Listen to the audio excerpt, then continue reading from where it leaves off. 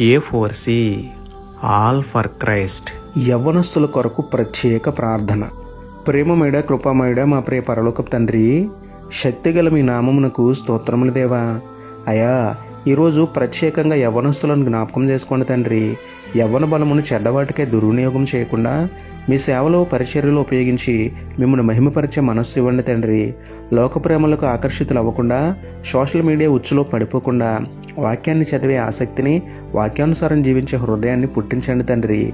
సోమరితనాన్ని తీసివేసి తల్లిదండ్రులకు ఇంటి పనిలో, సంఘ పరిచర్యలో సహాయపడే సద్బుద్ధిని, మానక ప్రార్థన చేసే సద్భక్తిని అనుగ్రహించండి తండ్రి. భవిష్యత్తు కొరకు బాగుగా చదువుకునేలా, మీ కాడిని మోయుట కొరకు వాక్యాన్ని నేర్చుకునేలా దీవించమని వేడుకుంటూ, యవన కాలంలో మా కొరకు మరణించిన మీకే స్తుతులు చెల్లించుకుంటూ, నమ్ముట నీవు అననైతే నమ్మువానికి సమస్తమును సాధ్యమే అన్న విశ్వాసంతో యేసయ్య పరిశుద్ధ నామములో ప్రార్థించి పొందుకున్నాము పరమ తండ్రి. ఆమేన్.